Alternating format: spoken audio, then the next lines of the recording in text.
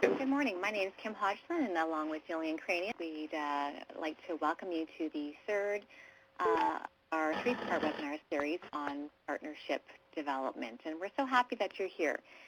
Along with us today, we're very pleased to have some guest speakers, Denise Bishop-Earle, who's co-chair of the Lawrence Heights Interorganizational Network, along with Owen Hines, who's the Director of Pathways to Education at Unison Health and Community Service. And I believe he was also a former co-chair of the Lawrence Heights Interorganizational Network. So welcome to both of you, and we'll be chatting with you a little bit later in our webinar.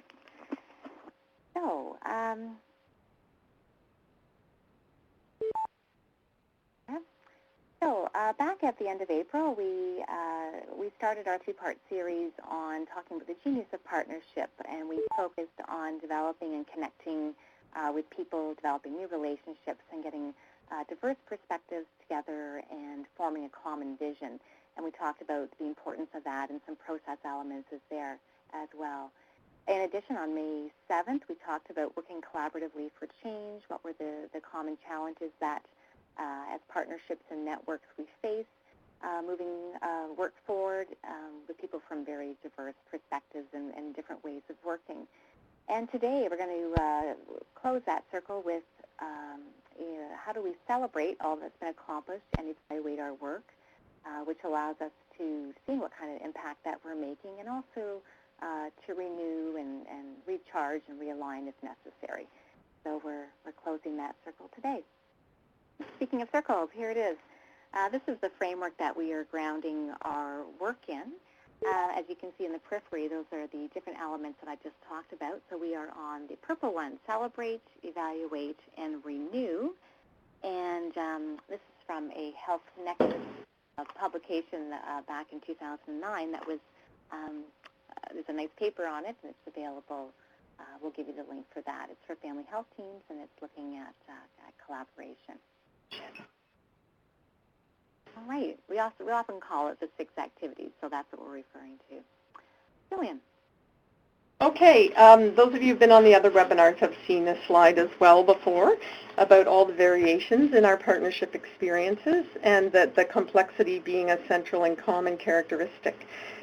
So just reflecting on our topic today, evaluate, and renew, certainly keep in mind, how the unique structures and functions of your own partnerships will be key influencers in how you celebrate, evaluate, and renew your partnership. So we hope we'll have some new and inspiring ideas and tools to share with you today that fit your own particular situations. Here's another part of the standard slide deck, and as noted before, some of the best learning strategies for partnership work stress continuous learning and collaborative learning and critical reflection, and these are all themes that we're going to be focusing on even more today, and including coming up later in the resources an evaluative learning template to help you plan your evaluation activities. These are our overall learning objectives for the series, and with this webinar we're looking at ways to include regular celebration and evaluation activities within your partnership efforts. You'll see that the slides focus a lot more on evaluation tools and evaluation frameworks, but we hope to have some conversations and really highlight celebration, and they are in the same area of activity, because when we do evaluation we can really identify some of the things that we want to celebrate or we should be sure to celebrate. So we're going to now shift to the little poll that we did in webinar 2 to ask you about your priorities in terms of this webinar today. We have an hour and a half together, and we have various sections of the webinar, so please let us know what are the 1 to 2 options that most reflect your learning priorities for today, and we'll give a little time for these numbers to come in. So we have, it says we might have about 25 participants in right now, so I'm just going to kind of watch the numbers when we get up to 20 and see where the emphasis is.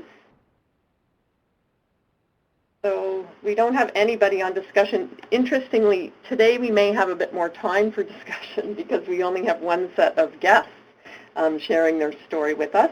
But we also might look at just bringing in your questions and comments as we go through the tools, because tools looks like it's continuing to be a primary area of emphasis. And we certainly have some good stories we're looking forward to hearing, and we do have probably a couple more theory slides today. So keep going with that emphasis then. Thanks for sharing that.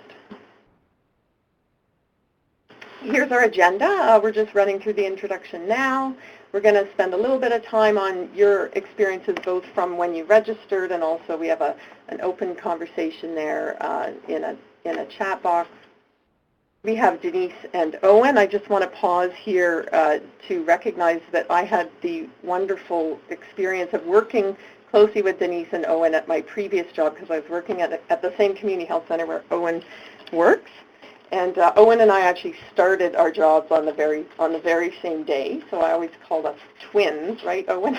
That we were sort of bored on the same day. But Owen, you've stuck it out and stuck around, and you're continuing to do amazing things. So it's nice for me today to be able to share provincially some of the exciting stuff that I was exposed to when I was working directly in Lawrence Heights. And Denise certainly is someone who brings so much leadership and insight to the work of that network that I'm really happy you're able to be with us too, Denise. Then we're going to go to theory. As I mentioned, we have some theory slides, and then we have lots of resources and tools. And then at the end, if there's time, if people want to stay on or whoever wants to stay on, we can have a little discussion. Passing it back to you, Kim. Joanne? So at the time of registration for the webinars, we've asked people to give us some idea of both the benefits and the challenges of working in partnership. So I just wanted to highlight a few of them that relate specifically to evaluating and to some extent celebrating. So if you look online here, the extra time it takes to work with multiple stakeholders and partners, certainly when you're conducting an evaluation, you want to be talking with your network as well as your stakeholders as to the value of the evaluation, why you want to do it, and how they want to be involved. I think the second point is really crucial for evaluation in the sense that we all have our own language around it, different backgrounds and sectors and have very different language that they use. Some perhaps more formal than others, some more development related. Landing on language that's common that everyone understands is really crucial. The third point, ensuring all voices are heard. Certainly from an equity point of view, that's a real key component for the work that we do within HC Link, and I'm sure for the work that you do as well. So how do we make sure that those we're serving, those who are affected by our programs or services are included in our evaluation efforts? Not only in the design, perhaps, but in the implementation and definitely in the discussion and the so what of your evaluation. And fourth, evaluation results can help you make decisions about your collaboration, if it's meeting the goals that you had intended, or if some minor or perhaps major tweaking is needed, or if in fact it served its purpose and it's time to try something else. Some real highlights that evaluation offers us, the process, is that it really allows us to fully and more deeply understand the perspective of others, those at the table and those in your periphery of your stakeholder wheel, so to speak, that learning and growing together, that opportunity, and finding out new information from people, different, that knowledge and different resources that can be brought into action. Sometimes you find those things out when you're doing or planning your evaluation. And again, the diversity of ideas and the energy that evaluation actually can create. It's not always dull and laborious, as sometimes we may think. It can be highly interactive and very exciting in lots of ways. So again, we're going to go to a poll. So I'd like to ask each of you, what makes evaluating partnerships and networks especially rewarding and especially challenging? So we're going to see if we can, okay, so we've got the challenging point. Okay, so we've got that up in two slides here. The top one would be what's especially challenging, and the bottom one rewarding. If you can just type your answers in, we'll see what we get.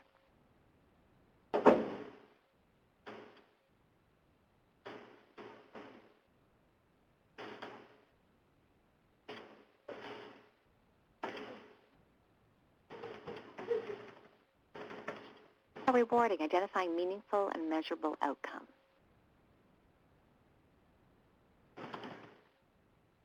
Making something happen that wouldn't have happened otherwise. Yeah, getting responses, for example, when you're doing a survey.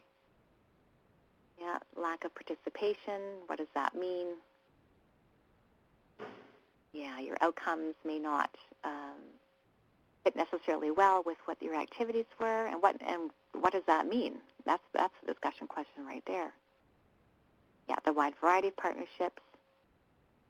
Yeah. That last point that I'm seeing there, different perspectives on outcomes, that's a real interesting one, and that comes first off when talking about doing an evaluation. Why are we doing it? For what purpose, and what specifically are we looking to measure?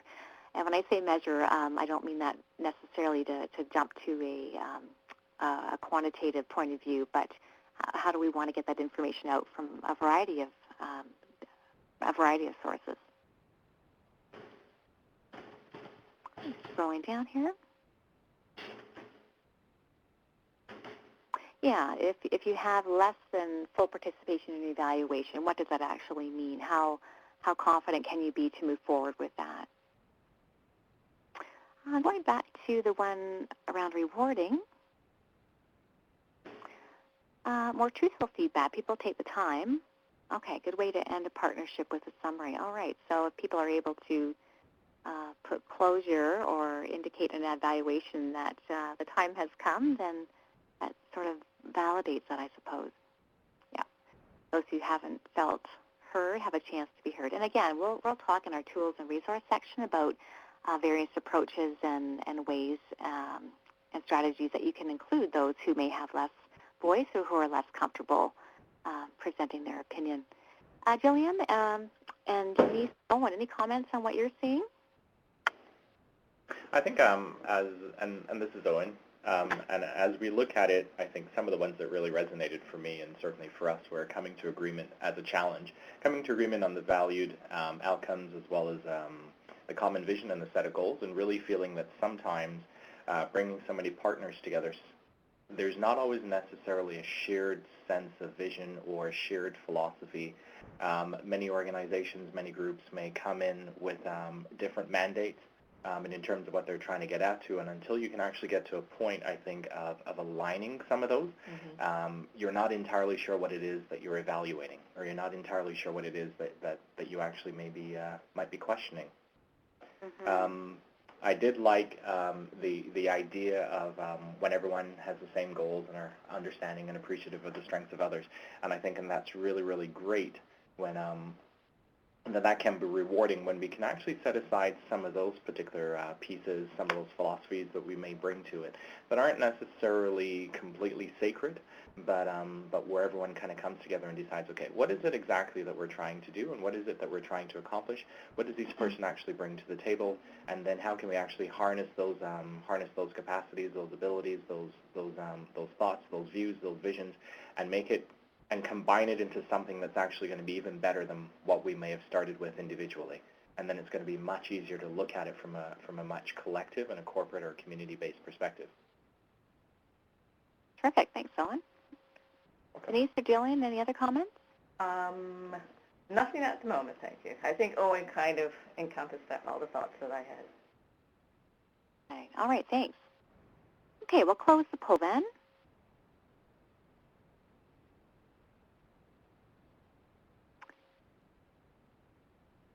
And now we are ready to hear from our guest presenters today.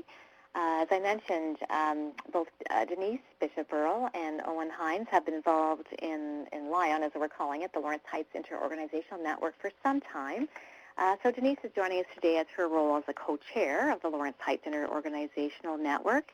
And she has lived and worked in the Lawrence Heights and Neptune communities for the past 31 years. And she currently works at Art Starts as a community engagement worker for the Lawrence Heights Revitalization Heritage Project. And Owen has worked with youth for more than 20 years and has been involved with the youth shelter program, or system rather, in the city of Toronto. He has worked as a youth coordinator at Regent Park, and was the former co-chair of Lions. So welcome to both of you. Thanks for agreeing to participate on our webinar, and we're very, very happy you're with us. Thank you very much for having us. Thank you.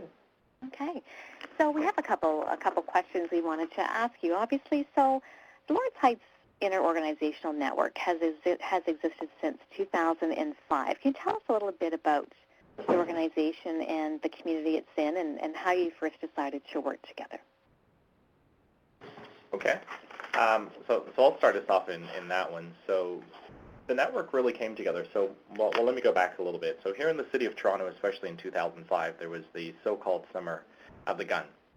There was a whole lot of gun and gang violence across the entire city, and Lawrence Heights certainly was no exception, and was definitely not spared from some of the tragedies and that had occurred in other parts of the city. And the residents of the community really joined together with community leaders and community organizations about wanting to do something about this. What really began as a bit of a community safety issue, and the residents were thinking, well, how can we actually organize? How can we do something about this? Because it was a community that they didn't recognize, not necessarily wanting to live in fear, and that sort of stuff.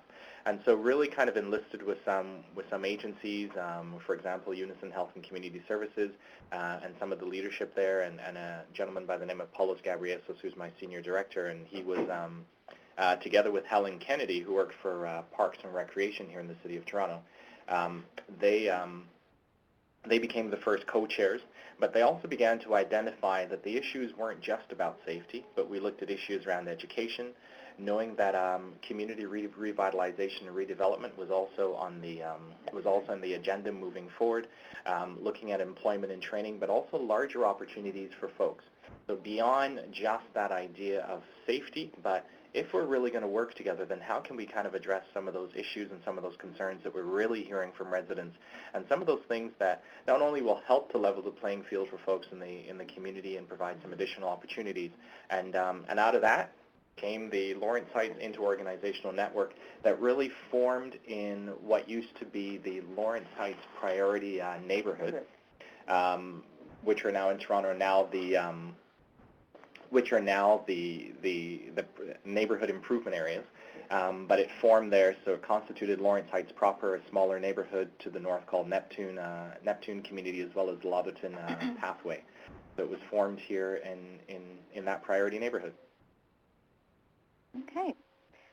And can you quickly describe a little bit about kind of the structure that you're working within, and has that evolved since 2005? Well, right now the structure is based on 2 co-chairs and different subcommittees, which would include safety, employment, education, and a few other community groups like the Neptune Renewal Group and the Logerton ANC Group. All of them are part of the organization, and together we sit down with local residents and talk about issues and concerns that the community may have around different issues in the community. And so with that structure, so we have 2 co-chairs, and I'm happy to say that one of the coolest thing about the co-chairs this year, Denise, who's been a resident of the community, together with Katie and Bankasing, who is also another resident. This is the first time we've actually had resident co-chairs of the network, which is fantastic. But so then they work together with the steering committee. So the steering committee is made up of co-chairs of each one of the work groups that we have. So the work groups focus on whether it be education, employment, training, community safety. So their co-chairs actually become part of the steering committee, as well as some additional partners that we've brought into that mix. So at one point we would have had superintendents for the boards of education here in Toronto who were actively participating on that. We were fortunate enough to have the commanding officers from the local police division actually become a part of that part of that steering committee. We were actively outreaching to businesses as well in the community to become part of that steering committee as well. So then we have the work groups, which then ultimately go out and focus on what are some of those opportunities that we might see in education, employment training, what are those opportunities, and then the organizations who are part of the network. And it's more than 40 different organizations and grassroots or emerging groups that constitute part of our network. So they all divide choose where they want to put their time and effort, and sometimes it's really linked to what that organization may actually do. So, for example, Toronto Employment and Social Services connects very well with the Employment and Training Work Group. Mm-hmm. So very diverse stakeholders and partners in your community, and a nice mix of, resident involvement, community, grassroots organizations, and far more formal organizations such as police and education. So you've been around about 10 years. How have you celebrated and marked different successes as in the last decade? Well, we celebrate it in many ways. Every year we have what we call an annual general meeting, but we also have what we call Friday night cafes. Every year we have a harvest festival. The safety committee is very strong, and every year they have a safety festival. We have a back to school festival. We have workshops to build the capacity of community members and local agencies, and we celebrate whenever we possibly can. And everything that we possibly can. So whether it be recognizing the contribution of women in the community during International Women's Day.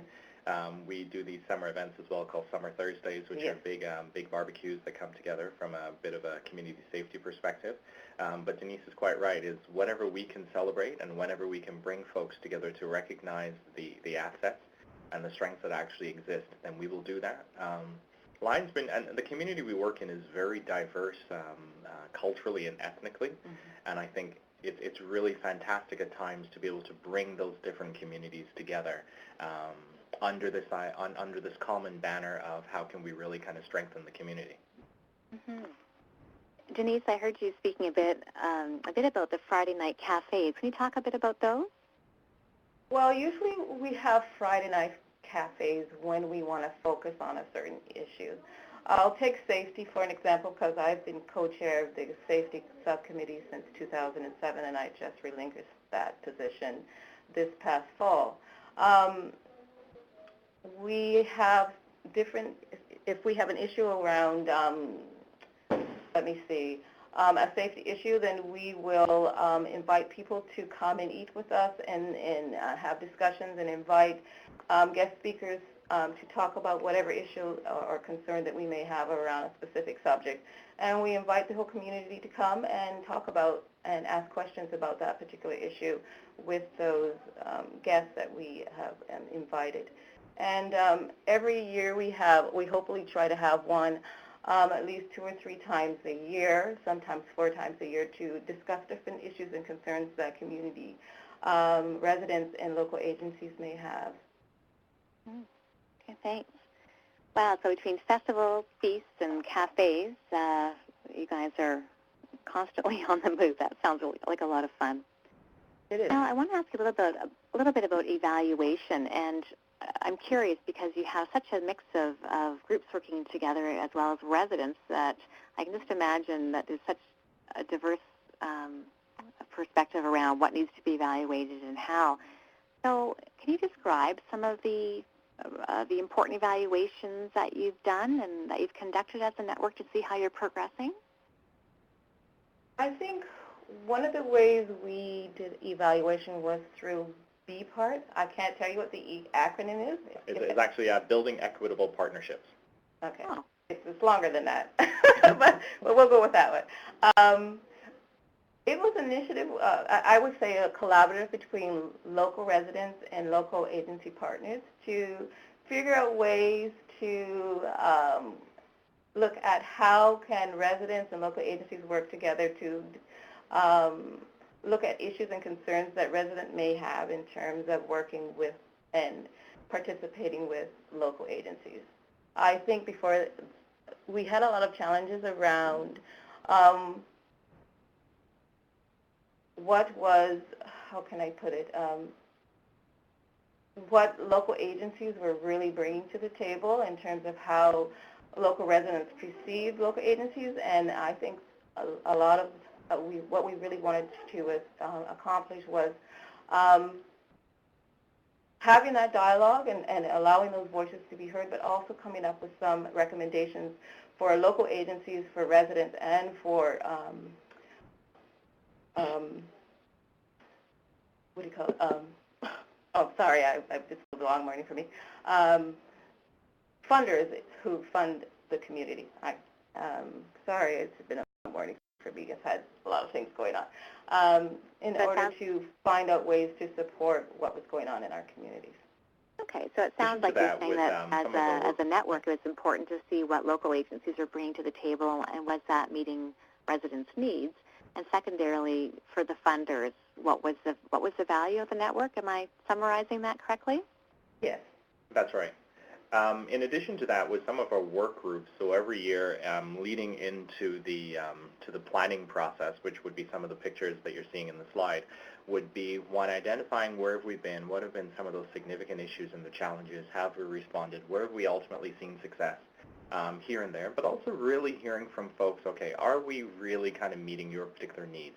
Are we getting at some of those issues that are really key and important to you? As an example, because of the community redevelopment and revitalization, that was significant for the community. So how did we actually work with the community to say, well, how do we work with you to perhaps take leadership on some of these issues and some of the that you're dealing with every single day? But then you're going to be trained, we're going to do some orientation, we're going to do some equipping, so to speak, so that folks can ultimately go out there. But in many cases, that's also come from residents saying, here's an issue that's important to us, please help us deal with this, or please help us ultimately respond to it. When we go to those yearly planning sessions, again, it's about identifying where have we gone, what are some of those areas that we'd like to get to, what are people feeling, what are people sensing, and then, for example, it might be an idea of how do we prioritize those issues now that begins to form a work plan for the network going forward, where then everyone's voice, agencies, residents, whomever, partners, whatever, are pretty much involved in helping to shape the priorities going forward based on where we have been, based on emerging issues, based on various challenges, as many as we can identify, and then hopefully work with the community to take some leadership on. Yeah. Sort of looking at what's working, what's not working, and where do we need to make our changes in the community and in our organization. As I look at the pictures, I'm smiling. It looks so very hands-on and interactive, the work that you do. Is that a half-day or a full-day session? It was a full-day session. And actually, I have to say that Jillian actually played a significant role in helping us to do some of those as well. And what was actually significant is really insisting that there would be a resident co-facilitator as well. So there was also the opportunity to build that individual's capacity and confidence around taking on a little bit more leadership there too. Oh, that's fantastic. And I just want to point out that in the chat box, Jillian has kindly posted the report there, the collaborative research report, and there's a link there to the Wellesley Institute. So I encourage people to make a note of that and check that out. Okay, well, it sounds like you have your planning events focusing as both, providing evaluation information as well as that renewal. They look like a lot of fun, and people look very engaged. You talk about a lot about getting residents involved. How have you helped to strengthen the voice of the residents within the Lion network? A significant thing for us, we went to the Ontario Trillium Foundation just last year, and we put a proposal together for a project that we call the Residents First Project, actually, is one of the key elements. And it involved hiring a resident coordinator as well as some resident consultants and some resident animators as well. And the idea was this wasn't, while it was initiated by the network, it was really meant to be a partner to the network. So here was an opportunity that we had to build resident capacity, so there'd be training and workshops as a part of that whole piece, which trains residents as well. And then towards the end, at the end of the 3 years or so, we've actually worked with residents enough that they can take some leadership on issues that are really pressing for them. So this group now, they would meet, they would do some other consultation with residents, and then they would come to the Lion Steering Committee and saying, hey, this is what's kind of emerging. So what is the role for the agencies and the organizations in Lion to actually help support some of these initiatives as well?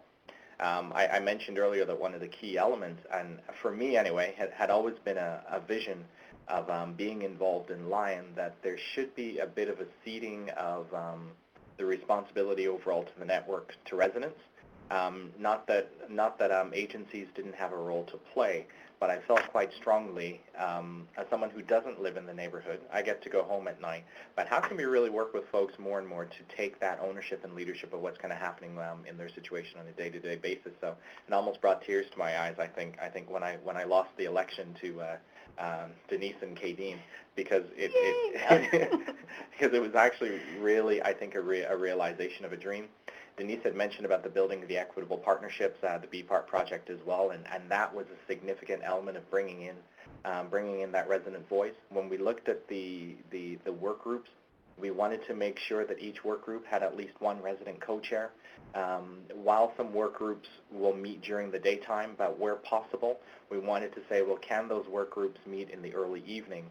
Because if residents are at work during the day or they're at school or they've got some other responsibilities, it shouldn't just be about what is going to be best or work for the agencies who may work 9 to 5, but say having a meeting at 6 o'clock allows more residents to come and participate within that work group. So those are really a lot of the things that we really pushed hard to ensure that our residents weren't just involved in a token way, but were really actively engaged in the process of shaping the network at the end so that it's leading towards what's going to be in the best interest of their community. And I think that we also created spaces for residents and local agencies to work together, like when we did Tools for Community Change. That was a really good opportunity for both residents and local agencies to work together, because together they decided what they were going to talk about, and they also facilitated workshops together and provided these workshops to the three communities that we serve. So it was a really good way of allowing agencies and local residents to work together in a collaborative way. Wow, what a great examples of community development approaches that you've used. That's really exciting. So to think back, if you were to wave a magic wand and begin again, would there be some things that you would do differently in terms of, evaluating your efforts or celebrating different ways? Personally, I would like to see more residents participating in Lion. I think it's been a real challenge because outreach in any community is really a challenge, and allowing people in the community to understand what Lion really represents to the community and how it is a collaborative between residents and local agencies. I think getting out there from the get-go and finding ways to build that capacity and making Lion a very action-based kind of organization so that it always has something going on for residents to participate in. I think for me looking at it, it would be great perhaps in the very beginning to have a little bit more of a rigorous evaluation component, or not so much a evaluation, but a research kind of a component. What are really some of those areas? What are those issues? Formalize elements of it in terms of, well, what is it that we want to do? What are the outcomes that we're really seeking to get? What do we actually need to make that happen? So it gives us a much better position, puts us in a better position to really evaluate what progress have we actually made. A lot of it is, well, when we actually approach funders, to whether it be as individual agencies in the organization, in the community, or whether it be for resident associations or emerging groups, that really can clearly demonstrate this has happened as a result of what we've actually done here and what we initially identified. For example, if we look at the relationship with Toronto Police Service here and the community, and it was a horrible, horrible shape, I think, for many years. And in recent years, we've been able to flip that around. And while we know that there are good things happening, but can we absolutely show through some degree of rigor why that, what went into that, why did it work, why was it effective, and why some of those inputs, I guess, and those activities were effective, and to be able to look at that. Because part of our hope as well was to see, especially with the relationship with the police, is this something that maybe we might be able to replicate or at least suggest to other communities who might be having some issues. So how are we clearly documenting what we do, so that becomes another element. While we do have some documentation, but I put more intentionality in documenting those things that we've actually done, why it was successful, so that we might be in a position to share it in terms of engage a little bit more in knowledge and information sharing, I think, with other communities. I think you're highlighting a really common tension as groups form, networks form, and that you're busy getting, reaching out, connecting, you're excited about what the work might be and defining roles and activities, that it's hard to necessarily get your head into that mind space of evaluating and setting that up right from the get-go. And yet we know from the research and a lot that we read that it's so helpful to give that some thought up front so you can get things in place to monitor and track things over time. So, yeah, we need to be mindful of that amidst all the busy work that occurs at that time as well. So we do have a question from Heidi Schaefer. What evaluation methods did you use? Some of the main ones we used were a lot of surveys, whether it be surveying the work groups or surveying some of the residents and the agencies that actually come and participate in particular. Focus groups as well. Focus groups as well. And we did some surveys in the community to see what people's issues and concerns may have been, to sort of speak to what the line was doing. I know. I'm sorry. I'm a little pain here. Sorry.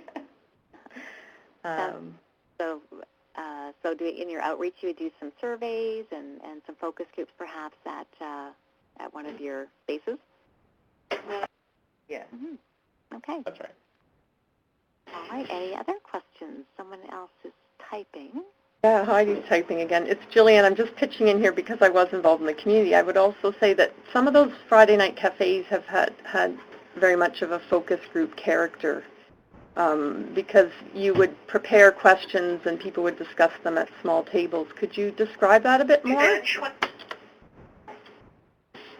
Could you describe that a bit more, maybe, Denise or Owen?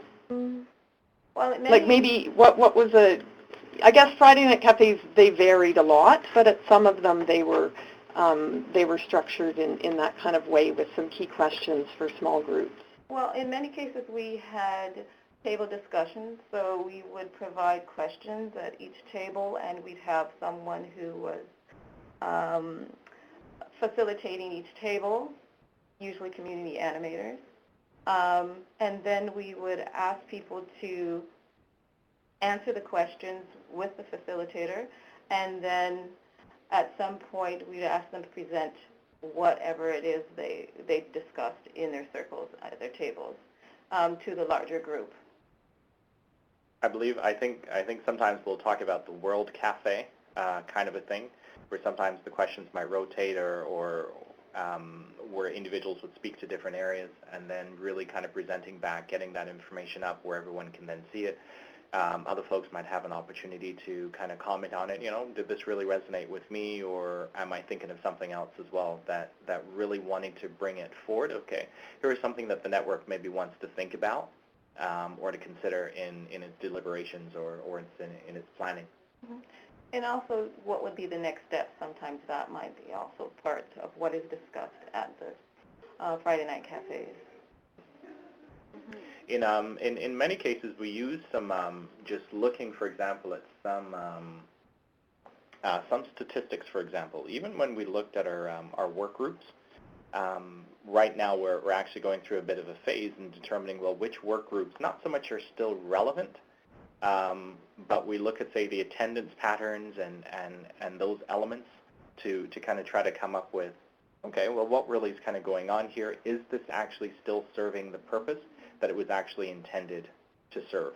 And sometimes that may happen a little bit more at the steering committee or within, and I forgot to mention that Lion then has a general membership meeting that would happen once a month as well, would then be checking with folks to see, okay, where are we really at with some of these? Are they really continuing to meet the needs, or are they consistent with the terms of reference that we might have set out for them some time ago? Great question. There's a question that was posted, and I think it was, did you have someone that, specifically attended to evaluation per se, or was that something that was, perhaps on everyone's agenda? We used to have a network coordinator, and the network coordinator would often look at those areas. Not that she necessarily did the evaluation, but she might have collated some of the data or some of the information. The occasional work group as well had its own coordinator, so it was much easier in that case. Otherwise, we might have enlisted the support of folks like Jillian. Occasionally, we would have some other external parties who may come in and help us out. Some placement students from time to time may actually come in, but there was not a real, and Denise can correct me if I'm but we never really had a really formalized evaluation component. No. Unfortunately. Okay. Jillian, are there any other questions or comments you'd like to make, being that you were involved with this community?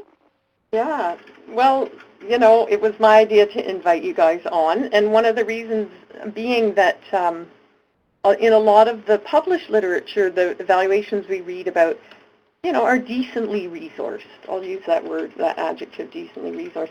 So what is so exciting to me about Lion is that I think you are actually in a similar situation to many other networks and partnerships that I now work with through HC Link, where there aren't any designated resources for evaluation, and other elements that maybe will come forward in the slides and the things that Kim and I talk about later on. But I think that your story is really rich because you've done so much with a lot of your own ingenuity and your own valuing of that feedback loop of hearing back from residents, but also from agencies, of checking in on where you're at, and just the continuous learning and the continuous evaluation, or what sometimes, there's big terms out there that are used, developmental evaluation and whatnot, but those are really essential pieces to the health of a network, and I think that's what's so exciting about the work that you two do. And I would say, and I think one of the most interesting things very quickly is that I talked earlier about the priority neighborhood communities, and now that the City of Toronto, through the Toronto Strong Neighborhood Strategy 2020, and they have used this urban heart criteria to evaluate communities here in Toronto. And what's interesting is that Lawrence Heights did not meet the threshold to be considered now one of the new priority improvement area, or neighborhood improvement areas, sorry. And it's very interesting because while people anecdotally can cite, for example, the presence of lion, and there's certainly some really good things that have happened in the last 10 years or so, but it's in some cases it's just very telling, and I think without necessarily having that formalized kind of evaluation type process, that somewhere in there, good things have happened in this community. And while we can tell part of that story, just imagine how much richer it could be if you could actually go to a funder and say, hey, this is perhaps a component that it would be great if we could actually have, but again, not taking away, I think, from some of the progress and the good things that have happened here in this neighborhood. I tend to agree. I don't know if we have any funders online listening now, but that would be nice. All right. Well, I want to thank you so much, Owen and Denise, for sharing details of Lions and the activities that you've done and challenges and accomplishments. And I really enjoyed hearing about how you are involving your residents and being so responsive. It's very inspiring. And thank you again. And we'll invite you back at some of the later slides to comment and share some more experiences with us. So thank you both very much. You're very welcome. Thank you very much. And at this point, I'm going to pass it over to Jillian. Thanks, Kim. Okay, that was wonderful to be listening through. Next slide. We're moving into our section on theory, and we've always had different images going with this little intro to A Touch in Theory, and this one was very fun when I found it. Watch out for the French theory's invasion. So we hope that you won't find this theory to be of such an alarming sort. I'm just going to qualify here that you'll find that most of our theory is about evaluation, focusing on evaluation reflection. But once again, of course, that's a key piece. I mean, I heard you say earlier, Owen, It's about celebrating, is about recognizing assets, and looking for assets is something we do with evaluation, looking for outcomes, and sometimes we get to celebrate those outcomes. So that's great. And people talk now about failing forward too. So there's also a new perspective on when things don't work. You can still get in there and celebrate what you learned. So we're starting with a definition. I think I want to highlight just sort of the adjectives here about evaluation is systematic and evaluation is intentional, and it's a process. And then there's all different kinds of processes we can use. And once again, that's where the diversity of our partnerships can guide us in what's going to be best for us. And another key piece in this definition here is that the overriding goal of evaluation is to inform learning, decision-making, and action. And I heard Denise talk about how important action was for residents, so I think that's an important piece to maybe, move up and move forward in the definition of evaluation that we use. And so, of course, the way we practice evaluation, make sure that the action is a piece of it, that it's not separate from it. Which brings me into the next slide, which is not a definition of evaluation, but a drawing of evaluation. And most simply, evaluation is it's a feedback loop. It's not something that, we think of traditional evaluation that happens at the beginning or at the end of something, but evaluation these are feedback loops that can happen at any time and ideally throughout. And there's just two references here. When we work in communities, some people are familiar, and I have a slide later about language, some people are familiar with popular education, community development language, where we talk about action, reflection, action. And that's evaluation. And then in the health sector, which I've worked in and continue to be connected with, continuous quality improvement is a language that we use, and it's Plan, Do, Study, Act. So I really like bringing us the simplicity of evaluation, because it gets really complicated at some point. It's good to come back to the simplicity of it, because that's what really that's the power of evaluation, right, is when we loop it back. So it was encouraging. I recently, if any of you are on the FSG, email list, this email came to my box just a week or two ago, and it's a recent blog post by one of their directors. They're a social change consulting firm based in the U.S., but I think they work internationally. And, we are all valuing measuring impact and tracking impact measurements. But I really appreciated this questioning of whether that's enough, and really just a reminder that it's not enough. So I put this slide up here. One of the things we often ask, is the impact question, does our model work? And of course it's helpful to know whether the answer is yes or no, or somewhere in between. But this writer, who's one of the directors there, quotes in the blog, you can't fatten a pig by weighing it. So with our efforts, it's not just by weighing the efforts that we can continue to make the impacts that we want to be making and move towards our goals. So here's three questions that or notes that are highlighted in Shrik's blog about how evaluation and more comprehensive evaluation and feedback loops will help us get to the how and the why, to understand what works in context, which is so critical, and there's a lot of literature about that, and to help us comprehend what factors are helping and hindering success. And I remember those questions that you threw out, Denise, were exactly that, sort of like what's working, what needs to change, those kinds of reflections that can happen in small ways and in big ways over long periods of time and within the context of one meeting. So these three elements are things that you could use as well to guide an evaluation plan. So they could be a useful reference, and of course the link to the blog is there. So I mentioned that the piece about language, I was just talking, I didn't see if she was on the line today from Peterborough, but we had somebody who's been listening in on the other webinars and is involved in a really exciting partnership with recreation managers across the county of Peterborough.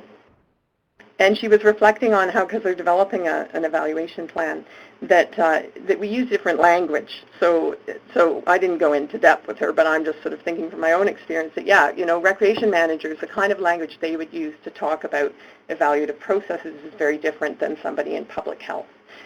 So when we work in partnership, we're working across all that diversity of language. And so just introducing evaluative ideas, planning, activities, all that, it's a whole new adventure. It's not like we're just in one organization where we have standard practices for planning and evaluation, and over time everybody in the organization, uses the same language and knows what they're talking about. When we're in partnership, we often don't know what each other's talking about. So I just threw out a few different kinds of language that can be used, which in my mind still fits within evaluation. Oh, Claire, you're on the call.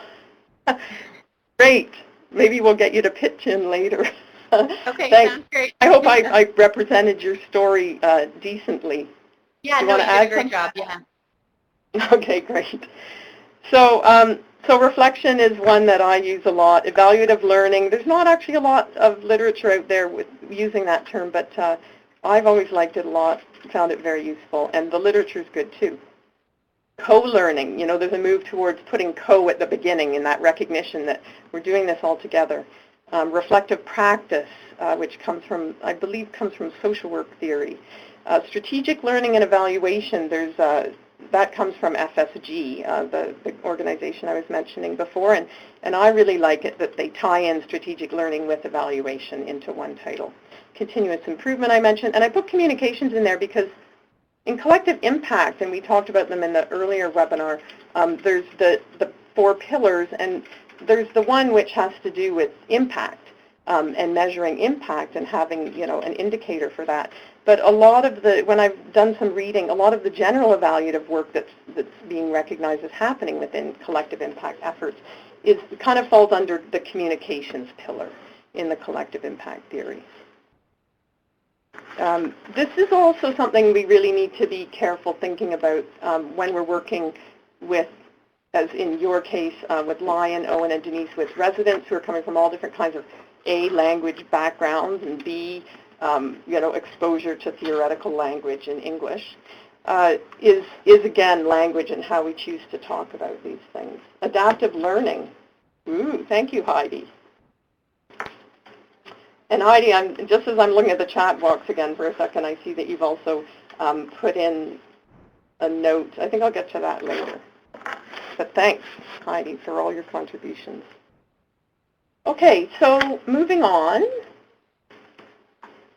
Here's a great word, participatory evaluation. A common theme in the literature around partnerships is the value of participatory approaches and how they align with just the structures and the values and the approaches of partnership work. So this list is adapted from the Community Toolbox, which is a great resource, and we have the link at the end to their evaluation section. But just to make a few notes, here's a quote from them about how participatory approach can emphasize the most relevant questions, because you're much more likely to aim your work in the right direction, to correctly determine whether your project is effective or not, and to understand how to change it to make it better by taking a participatory approach. And there's a lot of work out there talking about how these approaches ensure that, that the survey's asking the right questions. And a participatory approach, I'll just take a step back, there's quite a continuum of participatory approaches. So we hear about community-based research where, community members are actively involved in leadership in the implementation of all the evaluation or research work. But also participatory evaluation can just be a situation where the design and all the steps of the research are being guided by that diverse stakeholder group, whether it's the whole network or whether it's representatives of the diverse stakeholders within a network. Participatory evaluation also advances equity. Everyone has a chance to be a full partner, and in particular, because of the values behind it, it looks at ways to provide a voice for those who are often not heard. It builds skills because people are more involved in the various activities within evaluation work. And in building those skills, it can enhance the whole group functioning, as everybody's developing their skills together. That's the co-learning side. It definitely can spark creativity and innovation, and some of the techniques that we'll be sharing later on, some of the arts-based techniques and this and that, are very valuable. for sparking creativity and coming up with innovative ideas for moving forward. The results are shared differently if everyone's involved in designing, implementing, and analyzing the results. There's a much deeper level of intimacy with the research that happened, and so as a result, everybody carries, they carry the report inside of them. So even if the report does get shelved onto a bookshelf somewhere, you still have 15 to 32 people who are walking around with that report and carrying it with them all the time. For myself, I find that to be one of the most powerful impacts of a participatory approach. So generally, choose the shoe that fits. As I mentioned earlier, it's very aligned with community-based and grassroots groups organizations and their philosophies and approaches, and also multi-stakeholder partnerships. And it also can align with the situation we talked about earlier, which was having fewer resources, not having any designated resources for evaluation. You can do a participatory evaluation project, which is well-resourced, and that's lovely to have, but you can also do some work on your own, and I'll pitch in again with some help from HC Link if we can ever offer any support to that. But that can be really meaningful and supportive of your learning and your understanding. I'm not going to spend long on this slide. This is just from a Unison workbook on evidence-informed practice, and it compares the traditional research and evaluation approaches to an evaluative learning approach. And there's a continuum in between because the work you might be doing may be falling somewhere in between. And so this is sort of a chart where you can just do a self-assessment, where are we at, and then have a conversation. Do we want to move more or less in one direction or another? Just to highlight a few things, one of the key pieces in the participatory approaches is that various stakeholders, including community members, participants, or clients, come together and lead the evaluation. And further down, that collaboration among the many stakeholders builds commitment towards using the findings for change. And sometimes evaluation can also build commitment for sustaining one's involvement in a partnership, and that can be critical. Or, as was mentioned earlier at the beginning, I remember by Kim, in relation to one of those challenges is that an evaluation could, of course, create clarity where people may make a decision that they're going to put closure on their work together, or they're going to transform it. So just to wrap up, these participatory approaches, and we'll be sharing some of the tools later on, really emphasize the same values and align with the key characteristics of partnership work. So later on in the tool section, you'll see that in the context of participatory approach to evaluation, we might still be using traditional tools, or we can use participatory data gathering tools. But before we get there, we're going to pause for a moment and look at an evidence-based framework for understanding what we should be looking at when we, sorry about that phone, when we approach partnership. I'll pass it to Kim, and then I'll turn myself on mute. Okay, Kim, I'm passing it on to you, some theory. Thank you, Jillian. So you'll see on your screen an evaluation framework for partnerships. I stumbled on this wonderful resource. It's from July 2014, the framing paper. And if you haven't seen it, I would strongly urge that you do so. It's not just theory about evaluation, but it does provide some very helpful, straightforward tools that allow you to see how your network is doing. So the essence of this framework is that, up until quite recently, people often said it was too difficult to evaluate networks because of the complexity. There were people coming and going. The issues changed, especially with networks that were very nimble. Lots of players, lots of complexity, and the fact that networks evolve through stages. So how on earth could we do this? Well, this framework put forth by Network Impact and the Center for Evaluation Innovation suggests that there are three pillars that we can look at: the network connectivity, the network health, and network results. And if we look at those things, we can pretty much find out what it is that we need to know to make some practical decisions. So under network connectivity, that includes membership and structure, and what kind of connections exist between members, and how does information and ideas, et cetera, flow. Under network health, that talks about how do we sustain enthusiasm for the work at hand, what kind of resources are available, infrastructure, and what capacity for joint value does the network have. So there would be questions and tools relating to that. And then under network results, there's questions about how is the network making a difference, and what difference is it making to the members involved, to the organizations that the members work for, and then the community that they're working in. So it's quite multi-layered, and it provides a very nice framework. So again, I would really encourage people to have a look there, and we'll be looking more deeply at some of the tools in our resource section. Speaking of, so we're going to head into resources right away that support the sixth activity. Great. Okay, here we turn this into a to-do list. It's actually a list of the different phases of evaluation work. I don't know that I have to say much about it. We just wanted to have it available for you then. I mean, you can find this in a lot of different literature about evaluation or about participatory evaluation. But these are the things that you need to do. And you might be doing that on an annual basis where you sit down and look at this, or it might be on a every 3 years basis, or if you're doing a particular initiative within your partnership, then you might want to take a look at this list again before you get started. Oh, my screen. Could you forward me, Kim? Sure. I just briefly lost connection. It looks like it's resetting. Okay. This is something that, again, I've adapted from a Unison template. Thank you, Unison and Owen. That this stuff is all available online, and I love to borrow it and adapt it. So this is an evaluative learning, or you call it an evaluation plan template. And it has the 3 key questions you need to ask, and then there's the actual matrix in the middle, which can help you think through what your options are, what options are going to fit best for what your needs are.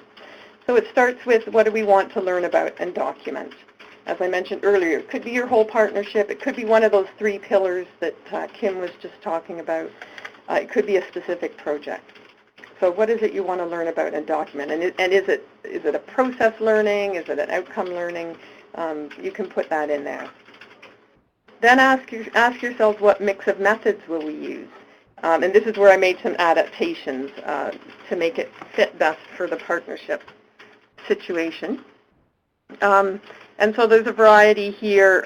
Subcommittee updates was high on my mind because we had been talking with Owen and Denise, and Owen had mentioned that Lion does. Check-ins and check-outs is really informal, but really supports the cohesiveness of networks. It supports some of those earlier activities we talked about in the first webinar as well, the relationship building, the shared understanding, while at the same time you may get some important feedback to take some action on. Evaluative discussions, which is a kind of more open version of a focus group. So in some ways, that Friday Night Cafe, some of them might have been more of an evaluative discussion using participatory and equity advancing techniques. The good old suggestion box, now you could maybe use an online survey link that's always open and check it periodically. These are really informal and some of them free methods, so they're a good way to integrate more evaluation into your partnership. Surveys are always very popular, and we'll be sharing some samples later on.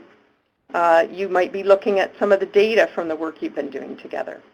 And then, as I mentioned, focus groups, or you might bring things all together once a year in a full planning day. I encourage you to add some other activities in there. If you have any to add right now, I would love to see them in the chat box. Just put them in. And then the third important question is, how will our learnings inform our planning and action? And so it's fallen off the bottom of the slide there, but you'll want to give it some space too in your plan.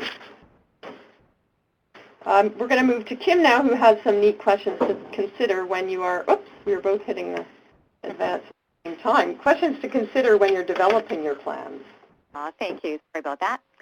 Yes, this information is adapted from the Unison workbook and is based on some of the work of Dr. Irving Rootman, who's at the University of Toronto. So essentially, some principles to consider and questions that support your discussions around this. So looking at participation in your evaluation plan or implementation, the use of multiple methods, as a way to get fulsome information to work with.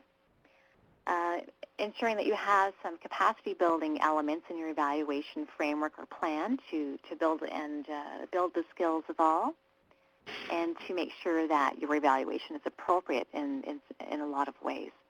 So looking at participation, so who is it that we mean by stakeholders?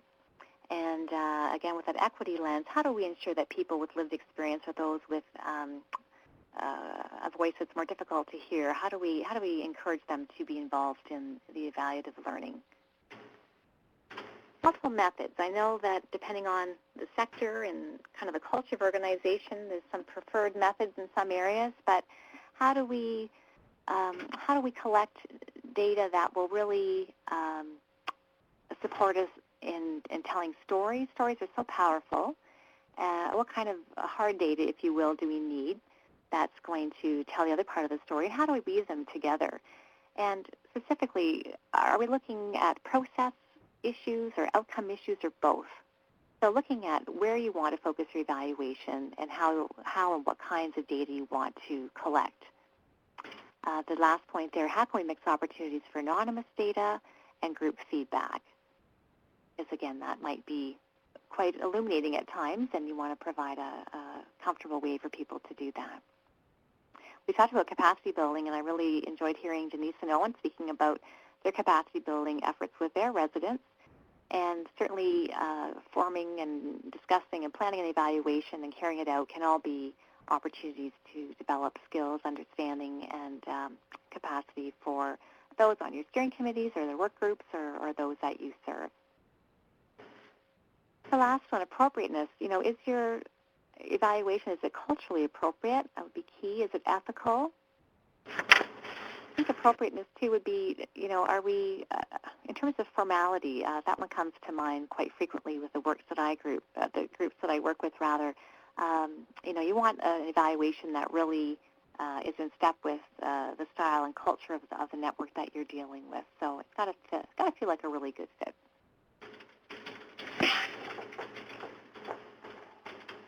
All right, but going back to that terrific paper that I was referring to, the framing paper, the State of the Network Evaluation.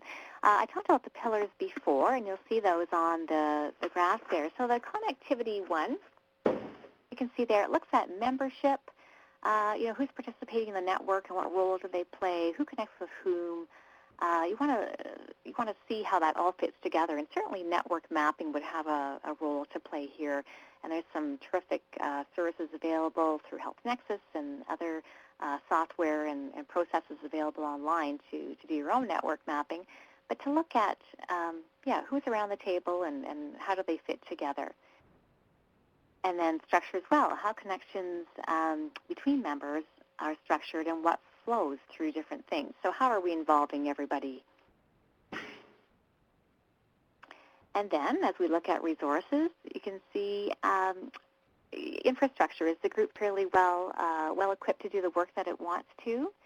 Have they thought about an infrastructure and a governance structure that supports the work that they want to do? You want something that's just going to not be too overwhelming and cumbersome, and yet something that will hold the group and provide the right amount of structure, accountability, and transparency. And the advantage, by that they mean kind of what is the combined advantage of the group working together? What is it that we can do together that we can't do alone? Some of the elements that are looked at there.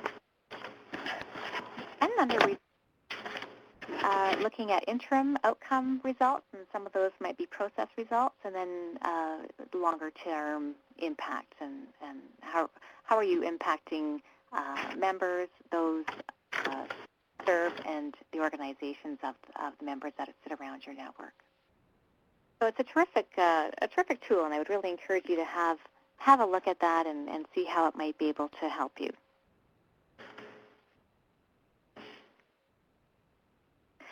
Likewise, if you go online, same website here, you'll see that there's a nice graph here of 5 different stages that match the developmental phases of networks. So the catalyst, that's where you identify the problem that the network will address, or the issue rather, identify key stakeholders, and look at your vision and purpose. So there's lots of good questions provided on some of their templates that can help you determine if you're doing well in that area or where you need to focus. Likewise, under the stages of launch, it looks at how people are connected, what is the network's initial value proposition, again, what is it that we can do together we can't do alone, and what strategies will the network employ. Then it goes down to that organizing, that type of the governance and infrastructure, how do you work together to meet shared goals, and that performing, adapting, and then that transitioning or transforming. And sometimes that's where evaluation tends to come in as a, okay, now what do we do sort of thing. But again, it's that feedback loop that Jillian is talking about that really contributes to the cyclic process here. So each of these areas has lots and lots of resources that you can choose from when you go to that network. So have a look. It's just absolutely terrific.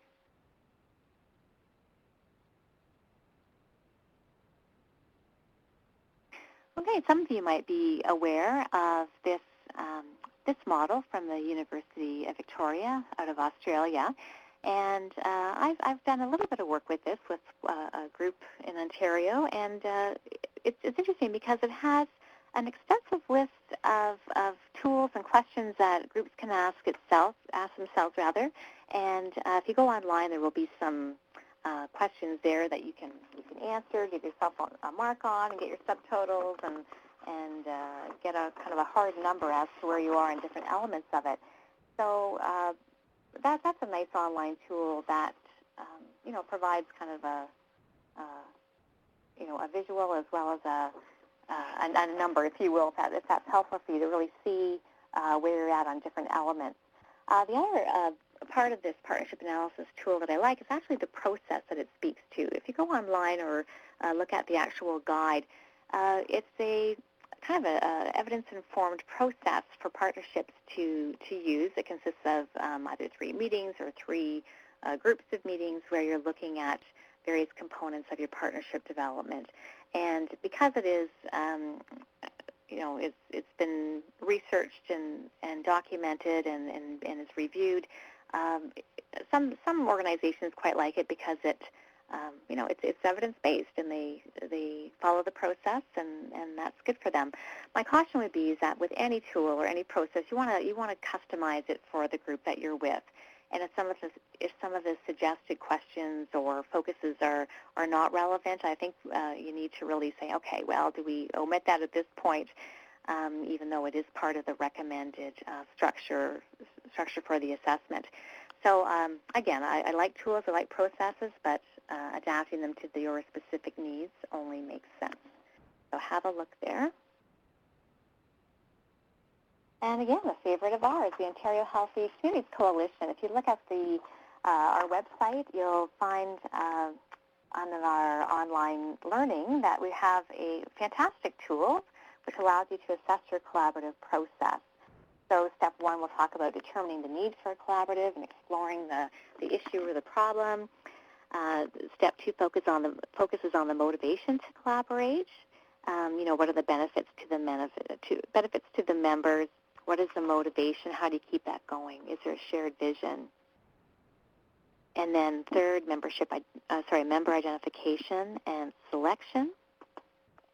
Always looking at who else needs to be at the table, who else needs to be involved, and in what way. Step 4 focuses on collaborative planning. And then step 5 is called building the organization's architecture. So again, that will allow you to give yourself a rank on each of these elements and allow you to see where you score within each of them and then overall. And again, I like these because some people really like to put paper to pen, so to speak, or click to, screen. I guess maybe that's the newest one.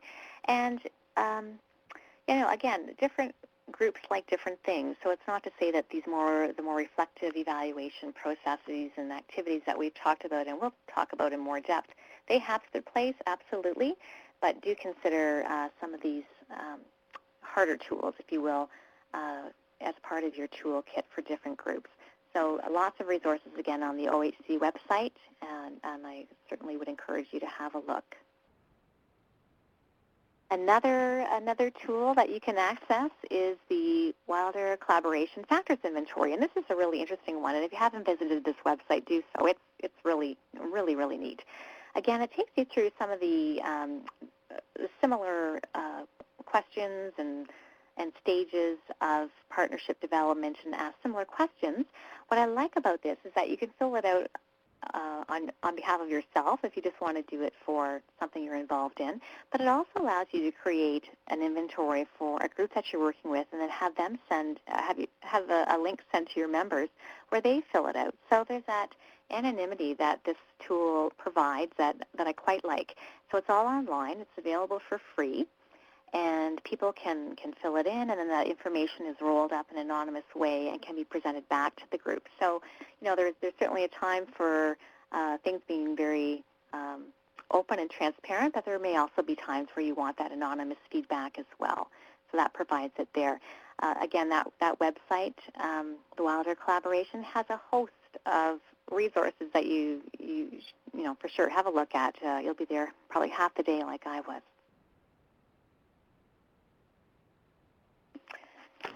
Let's see here. Jillian, am I passing this one back to you? Okay, great. Thanks, Kim. Those are great. And I've been doing a little private chat with Owen and Denise. They're like, oh, these are some great things to hear about. Because I didn't know about them either when I was working in Lawrence Heights. So it's great. Network mapping is something that's becoming more and more popular as a tool among people working in partnerships. And it shows up in the literature in different ways. It was mentioned earlier, the Vic Health Partnership Analysis Tool includes an activity relating to mapping your partnership. Of course, you can do that in less high-tech ways, but there's also now available a lot of software related to network mapping. When networks are using a mapping tool or using a mapping process, some of the questions that it can help explore are things like, who are the key leaders and the influencers within a network or within a community if the network's just getting up off the ground? And if it's a network that's been going for a while and you're looking at a network map, there was an earlier picture from the framework paper, I think. The cover of that one has a network map on it. So it allows you to see the connections between all the people who are in some way connected to a partnership or a network. So you also might be looking at what are the things we need to consider in terms of succession planning. So there's research that's been done, so you can take a look at a map and say, is it vulnerable to perhaps losing some key leaders where there might not be others who can easily pick up? And so after doing this kind of analysis, partnerships can have discussions about strategies. And generally, depending on what the questions are that are asked in a process of network mapping, you get different kinds of information. But I think what's common to all of them is it's looking at how to strategically advance the network's overall goals based on what's learned through network mapping. So there's a link here to the HC-Link website that has an article about network mapping. Also, the organization I work for, Health Nexus, supports many partnerships in this work on a fee-for-service basis right now. And if you look online, you'll find a variety of software tools and consultants that can give you more information or help you out. Also, as I mentioned, you can always map yourselves on the wall with stickies as well. I'm moving back to Kim now, and we're going to run out of time again. So we have 10 more minutes. I'm just doing that time check partly on myself because I think most of the rest of the slides are mine, but I'll try and go through them quickly. But it's to you for 2 slides, Kim. Right. So getting back to some of the key questions for evaluative discussions, I think that questions are key to so many things. I think that if we ask some generative questions that spark creativity and insight, that can be so helpful. Some of these might be, what do we see that is different that this initiative and partnership contributed to? What do we see that is different in the quality of our efforts since last year? What do you value in this partnership? What helps, what hinders? One most significant impact, that's the strategy you can read more about, but tell a story that illustrates the most significant impact of your involvement with this partnership, something that has changed as a result. So all of these questions are great questions that you can use in a variety of ways in your partnerships, and I've used them perhaps most using liberating structures of 1, 2, 4, all, where some of these questions are written on flip chart paper. You have them on overhead. You ask people to reflect on them individually and write some notes down. Give them some time to do that. Have them pair up. Have them discuss with one another what their insights were. That deepens the learning. After another 5 or 10 minutes, again, pair up, do some sharing, see if some commonalities or what differences emerge, and then sharing as a collective. So it's just a great way to ask key questions that get the group thinking about how their work has made an impact. So there's lots of other questions available that you can find on a variety of websites that I will refer to on our last slide. Appreciative inquiry. I'm sure many of you are familiar with this. Appreciative inquiry can be used in so many facets of planning, and evaluation as one component of that is no exception. So I love the graphic here. Jillian, well done. This is from the betterevaluation.org website, and that's a fantastic one. Have a look there. But some of the inquiry questions in this case would be, share a story about a highlight, a most energizing activity or event related to your involvement in this partnership. So really focusing on what were the highlights, what were the good things, or what made them spectacular, what was so energizing about it, really focusing on those examples of when success was at hand and how it felt and what the components were, and then trying to distill what elements are perhaps applicable to other organizations, other situations rather, or what can be built on.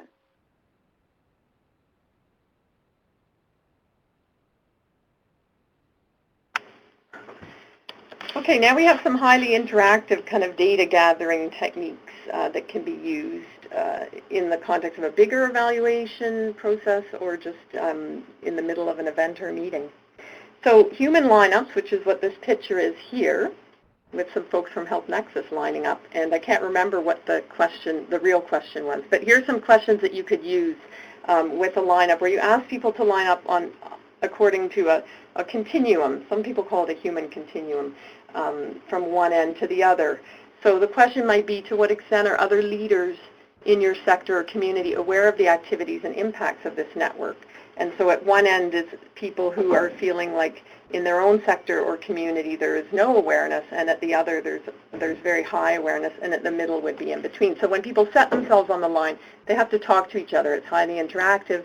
They might reflect a bit on what people know or don't know about the network. So a lot of qualitative information comes out just as they're setting themselves up on the line. Then you have a bit of a quantitative picture, but the real piece here is to then bring out the qualitative after that. So it's to ask people, why are you there on the line? What is going on? And to bring some of that out, and then that might flow into a discussion about, what can we do? What kind of strategies can we have, especially for those folks who are at the lower end of the line, to support them in making sure that their sector, that their organization is behind the work of the network. There's another optional question in there as well. So an alternate to that is to have something like this peer engagement ladder on the right, where people use stickies instead. And the question that was asked here was, at what level do you think peers have been engaged in our collaborative? And what's being referred to here is one of those ladders of community engagement. There's slightly different versions of it, but they use this one. Because we're short on time, I'm not going to spend much time on this one. Some people might be familiar with the head, heart, feet. You can use it in the middle of something. You can use it at the end. And it gives you a sense of people's experience of an event or of a process overall. And it's a good kind of check-in, but you get some written data as well. Once again, the follow-up is what's most important with a lot of these participatory techniques, because that's where you bring out more of the qualitative information that will help you learn and make important decisions for moving forward. These are some more systematic kind of tools that are also participatory. Map it, rate it, analyze it. The one on the left, it's not a great picture, unfortunately, but this was a multi-session leadership training with community members, and each of the flip chart sheets represents one of the sessions. And so there's a mapping of what is it we did together. Then rating, people put dots according to their experiences of each of those, which are pretty, general kind of quantitative data. And so again, what's really important is the analysis then when, as a group, you look at that and pull out, well, why was one of these sessions so much more valuable to you, and what was it about that other one that most people gave it a lower rating. And on the right, you have an annotated timeline, and I took this picture from the website of Tanya Gerber, who's someone who did some facilitating at Lion in Lawrence Heights. So this is one of their annual planning days. And I checked in with her about getting permission, but then I realized I was the only person recognizable in that photo, so I thought I could take permission myself. Finally, a spiderweb tool. There's I don't have like one clear link for this in terms of source, but if you Google spiderweb tool on the internet, you'll find a couple of different descriptions of how to use this approach.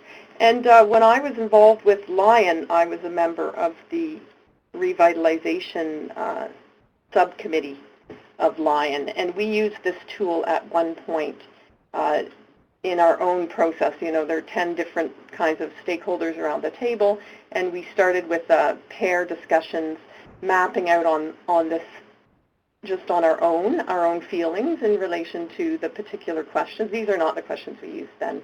And then we went to a full group discussion. We didn't share our individual maps, or spider webs, shall I say, but we did together generate a joint one afterwards. And so in attempting to do that, it brought out some of the issues that we needed to talk about. So it was really valuable evaluation tool. In this instance, I used the indicators of a good arrangement, which comes from a slide that we shared in one of the earlier webinars. So there were 5 different indicators, and these could be used, again, to generate some good evaluative discussions.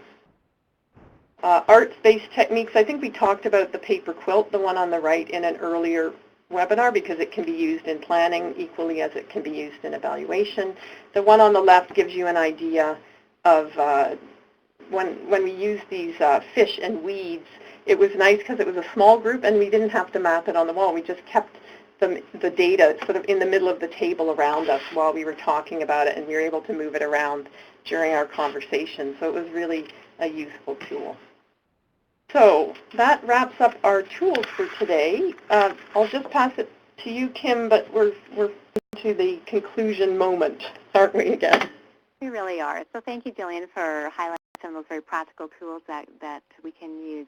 I think that most, if not all, of these websites have been referred to during our presentation today. Yeah, have a look. There's so much good information out there. And if you have a specific frameworks or resources or tools that you'd like to share with the rest of us, we'd certainly welcome your suggestions via email or to go to our online learning community at HC Link and become a member. You can do it that way. And we certainly hope that you've come away with some ideas to implement in the groups that you work with. So thank you for your time today. And again, thank you to Denise and Owen for sharing your experience at Lawrence Heights. And we look forward to hearing from you. And if you would like to have a consult with one of our consultants, we would welcome a service request that you can fill out on the HC Link website. So thank you so much, and we look forward to inviting you to other webinars. So keep checking our website. Thanks again. Okay, we're going to wrap up the webinar now, and it will automatically send you to a link to give us some feedback. We'd love to hear from you, or just send us an email. Thanks, everybody. Thanks, Kim. Thanks, Owen and Denise. Bye-bye. You're welcome. You're welcome.